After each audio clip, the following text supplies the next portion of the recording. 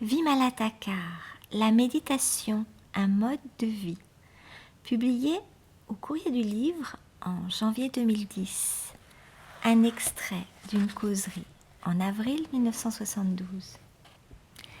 La méditation n'est pas un état de l'esprit, c'est un état de l'être tout entier. Certains pensent que la méditation ne se rattache qu'à l'esprit et non au corps, qu'elle est reliée au cerveau et à ses activités. Ils croient qu'en arrêtant les activités cérébrales, ils peuvent se contraindre à rentrer dans un état de méditation. C'est une grande illusion, et cette illusion doit être dénoncée. Il ne sert de rien de concentrer votre attention sur les activités de votre esprit à l'exclusion de tous les autres aspects de votre manière de vivre. La méditation est quelque chose qui concerne l'être entier et la totalité de la vie.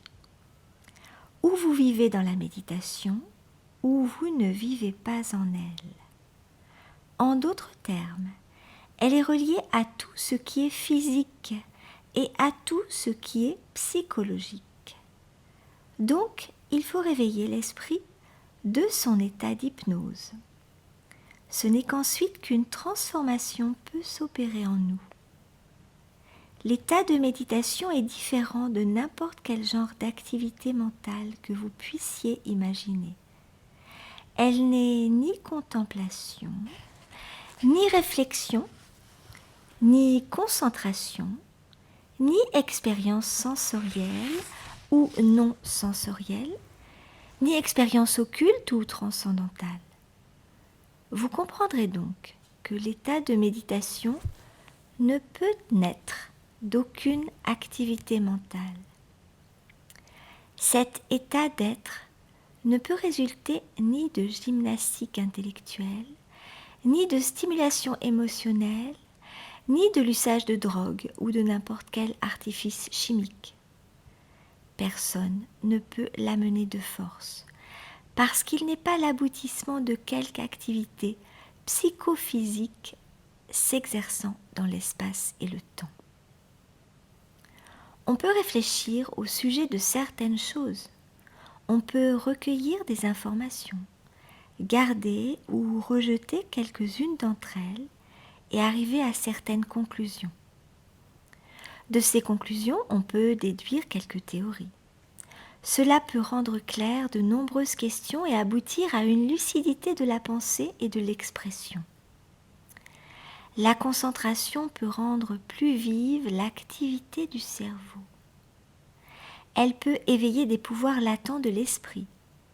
Mais tout cela ne peut amener l'état de méditation. Quand on comprend ce point très clairement, l'obsession de recourir aux activités mentales cesse. Il n'y a plus aucun désir de forcer, d'étouffer, de réprimer ou même de droguer l'esprit. Ainsi, les toxines psychologiques sont éliminées.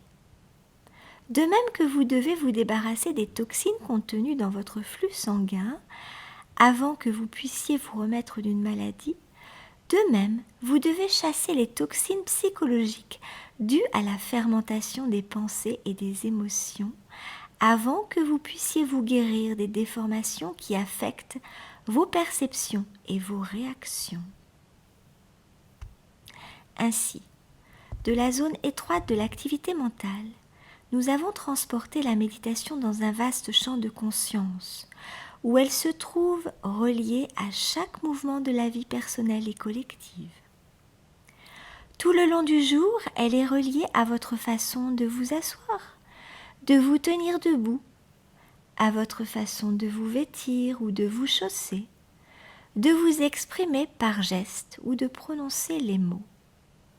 Que vous le veuillez ou non, votre état intérieur se trouve exprimé dans votre comportement.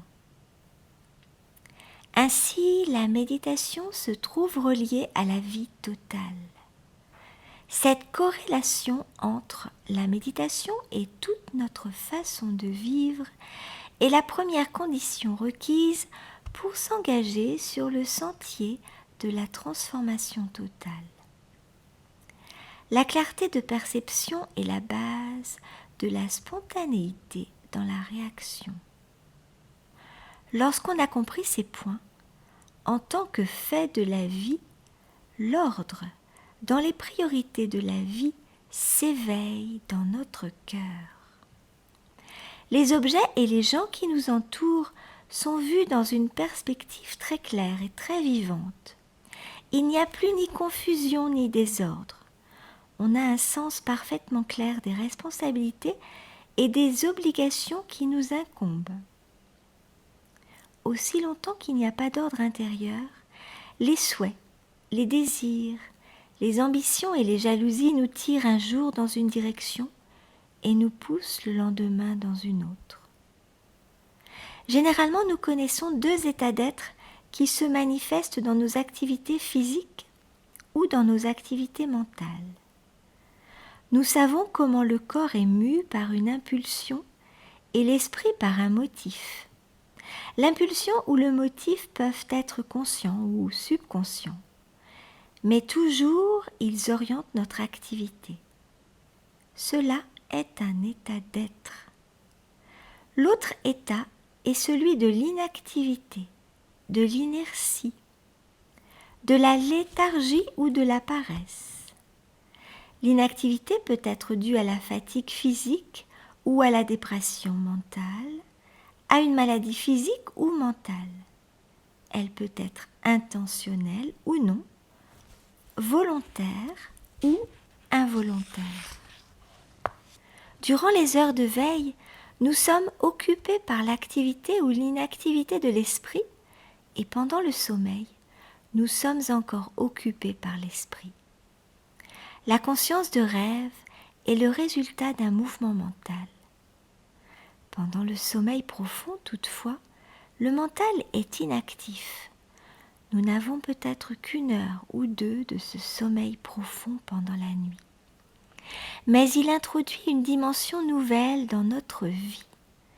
L'esprit n'est, dans cette dimension, ni actif, ni inactif. L'ego, le soi, le moi ne fonctionne pas. C'est un état de conscience sans motif et sans ego. Pendant les heures de la journée, nous ne connaissons pas cet état d'être sans ego et sans motif. Cet état d'innocence de la conscience ne s'établit que dans le sommeil profond. Nous n'avons pas de rapport conscient avec lui. Il n'est pas le produit de nos fabrications. Il ne dépend pas de notre intention. Vous ne pouvez vous mettre en rapport avec cet état de conscience que si vous apprenez le Raja Yoga. Vous pouvez entrer en rapport avec cet état de conscience quand vous apprenez à être éveillé, alerte et attentif dans le sommeil profond. Les effets biochimiques et biophysiques de l'activité et de l'inactivité ont pu être mesurés. Les effets du sommeil profond ont pu également faire l'objet de mesures, mais les effets de la prise de conscience et de l'attention dans le sommeil profond n'ont pas été mesurés. Être conscient sans ego et sans motif dans les heures de veille, aussi bien que dans les heures de sommeil, c'est la méditation. En d'autres termes, dans l'état de méditation, vous avez simultanément la relaxation du sommeil profond et la vigilance consciente des heures de veille. Il y a une relation créatrice avec une nouvelle dimension de la vie. Si l'être humain n'avait pas fait l'expérience du sommeil profond, sans rêve, du sommeil à la fois innocent et créateur, on se demande s'il n'aurait jamais eu l'idée de la méditation. Pendant le sommeil profond, le corps s'entretient de lui-même et cependant l'ego ne fonctionne pas. Il n'y a ni conscience mâle ni conscience femelle dans le sommeil profond. Le rapport entre le temps et l'espace durant les heures de veille est qualitativement différent de celui qui intervient dans la conscience de rêve. Vous pouvez avoir un rêve qui ne dure que 5 minutes, mais durant ces 5 minutes, vous pouvez prendre part à des combats, des guerres, subir des renaissances et que sais-je encore. En d'autres termes, la conscience spatio-temporelle des heures de veille est étrangère au monde des rêves, à la conscience de rêve. De même, les cadres de temps et d'espace fabriqués par l'homme ne peuvent entrer dans le monde du sommeil. La conscience transcende le temps et l'espace pendant que le corps repose sur le lit. Si, pendant le sommeil profond, vous n'étiez pas libre des chaînes du temps et de l'espace, votre corps et votre esprit ne seraient pas reposés, rénovés après le sommeil. Si dans le sommeil profond, vous n'étiez pas complètement libéré de l'asservissement de la conscience personnelle de soi, vous ne seriez pas rajeuni après avoir dormi. C'est grâce au fait que vous êtes libéré de la conscience du sexe, de la conscience personnelle de soi et de la conscience du temps pendant que vous dormez que l'énergie se régénère. Si une personne ne passait pas par l'expérience du sommeil profond, il lui serait très difficile de comprendre ce qu'est la dimension de la méditation. La relaxation totale du sommeil profond et la prise de conscience dynamique de la méditation sont très étroitement liées entre elles. Cependant, quand je dis que dans la méditation il y a relaxation totale et qu'on est absolument libéré de la conscience personnelle de soi et de la conscience du sexe, n'en faites pas, je vous en prie, une théorie. S'il vous plaît, observez avec une grande sensibilité les événements qui surviennent pendant votre propre sommeil et vous découvrirez que ce dont je parle est un simple fait de la vie. Nous avons vu jusqu'ici que la méditation est un état de l'être entier. Le corps est totalement relaxé. Dans cet état de totale relaxation, une nouvelle énergie est libérée. Un changement de métabolisme s'opère grâce à la qualité créatrice de cette énergie. Si pendant quelques jours vous n'avez pas ce sommeil profond, vous ne pouvez pas digérer la nourriture consommée. La circulation du sang est troublée. Vous ne pouvez pas penser clairement. En d'autres termes, le sommeil est un miracle dans notre vie quotidienne. La personne qui vit constamment dans cette relaxation totale possède cette énergie créatrice infinie qui la maintient dans un état d'éternelle fraîcheur et de spontanéité. La fraîcheur est l'essence de l'innocence. La relaxation totale et le renouvellement total vont toujours ensemble. Une personne qui vit dans un état de méditation vit dans un état constamment créateur. Elle vit dans l'innocence. Elle vit dans la beauté de l'humilité et de la souplesse d'esprit. C'est pourquoi vous éprouvez une paix profonde et une joie auprès d'une telle personne. Nous devons comprendre comment la relaxation et l'état créateur vont de pair. Il me semble que dans l'état de méditation, l'intelligence se sert du corps et de l'esprit sans qu'il n'y ait aucune tension, aucun conflit ou contradiction. D'ordinaire, les pensées et les émotions naissent de quelques motifs et amènent une certaine tension neurologique ou un certain déséquilibre chimique. La pensée est liée à la conscience personnelle de soi. Elle est enchaînée au connu, au passé et à tous les conditionnements qui constituent notre conscience. Que votre motif soit égoïste ou altruiste, que vous travailliez pour votre famille ou votre pays, le mouvement cérébral jaillissant de l'ego provoque des tensions nerveuses. Aussi longtemps que le mouvement cérébral est enraciné dans des motifs, des intentions, des ambitions ou des sentiments semblables, il ne peut y avoir relaxation. Et sans relaxation, il ne peut y avoir spontanéité. Dans l'état de méditation, l'organisme cérébral est extrêmement sensible, aiguisé et toujours attentif. Le champ de l'attention est très large et l'intensité de l'attention très profonde, car il n'y a pas de centre qui dirige le mouvement et pas de circonférence qui le limite. Les mouvements sans tension ne vous épuisent pas comme le font les mouvements du mental. Cela peut nous aider à comprendre la différence qualitative entre la vie d'un yogi qui reste en méditation et celle d'autres personnes qui agissent au moyen de la partie conditionnée du cerveau. Lorsqu'une personne se développe dans cette nouvelle dimension de la vie, il lui devient possible de passer par toute une variété de rapports qui ne laissent derrière eux aucune cicatrice de mémoire. On s'ouvre à une façon de vivre entièrement nouvelle. On se sert du corps d'une autre manière et l'esprit est mis en œuvre d'une façon qualitativement différente. Même l'usage de la parole subit un changement radical. Ces changements ne sont pas dus à un effort conscient. Ils prennent place naturellement, aisément et avec grâce. La transformation est un événement qui prend place spontanément. Elle ne peut jamais être amenée intentionnellement. Dès que vous êtes déterminé à provoquer une transformation, vous devenez les victimes de tensions cérébrales.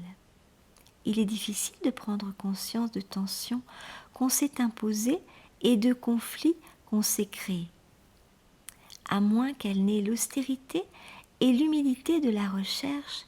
Une personne ne découvrira pas la violence qu'elle commet contre elle-même en s'imposant des disciplines, des tensions intellectuelles. C'est une nécessité vitale d'avoir une approche scientifique de la vie totale. Cette approche scientifique suppose un ordre et une pureté intérieure. La pureté ne peut pas être greffée artificiellement. Elle doit croître à l'intérieur de moi. Purifier ses rapports avec son propre corps signifie comprendre les besoins du corps et y pourvoir d'une façon raisonnable et saine.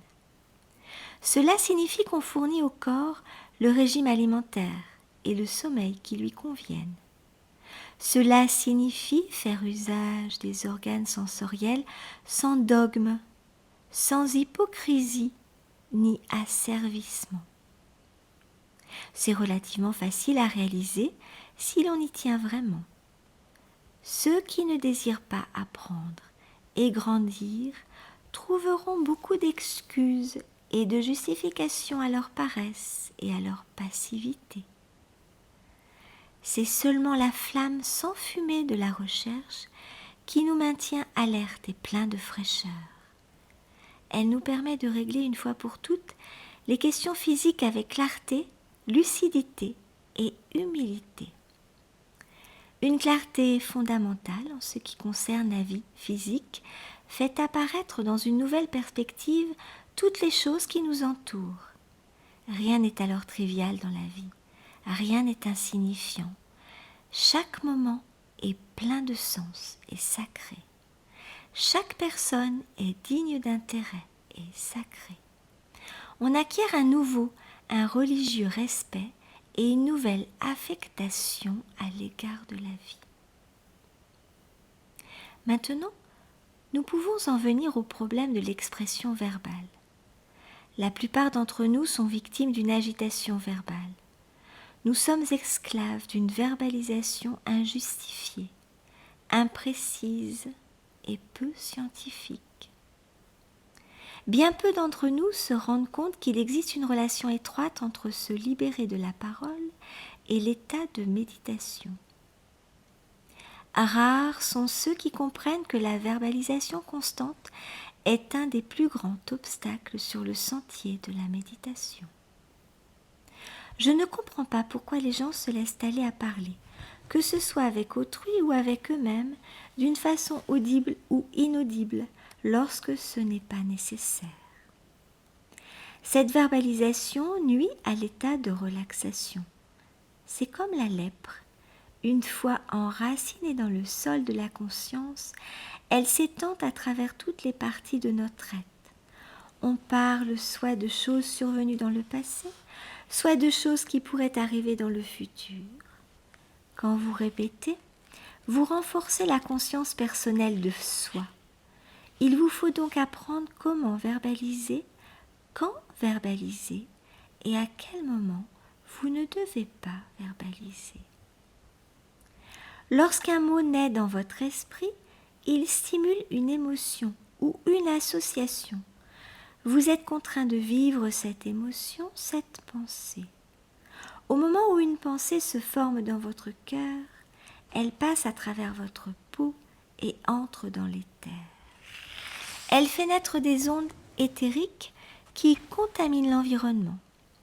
Si vous prenez la vie au sérieux, vous ne pouvez pas continuer à verbaliser et à former des idées au hasard. Des mouvements fortuits, physiques ou psychologiques, peuvent perturber les vies d'autres gens aussi bien que la vôtre. La vie est un tout homogène et vous ne pouvez jamais la fragmenter. Si la verbalisation se poursuit toute la journée durant, il est impossible d'arrêter de façon soudaine son mouvement en s'asseyant dans un coin et en fermant les yeux.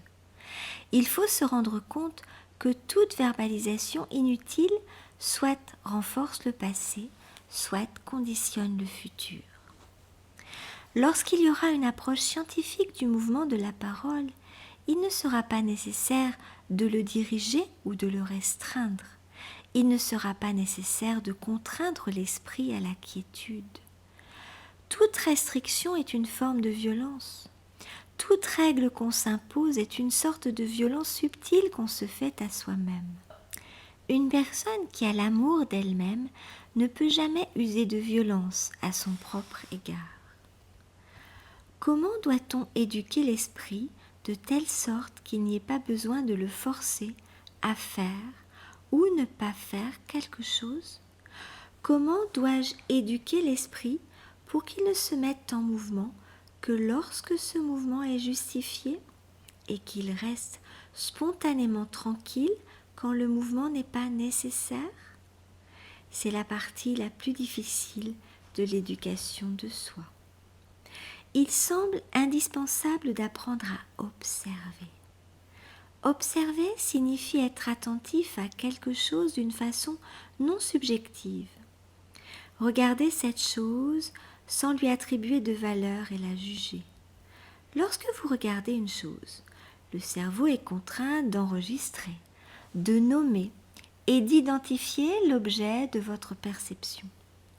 De la même façon que vous ne pouvez pas empêcher les yeux de voir un arbre, vous ne pouvez pas empêcher le cerveau de le nommer. Il y a cependant à côté de cette activité cérébrale involontaire, inhérente à la structure du cerveau, une activité volontaire d'attribution de valeur. Le fait d'aimer ou de ne pas aimer, le processus de comparaison et de jugement complique les perceptions.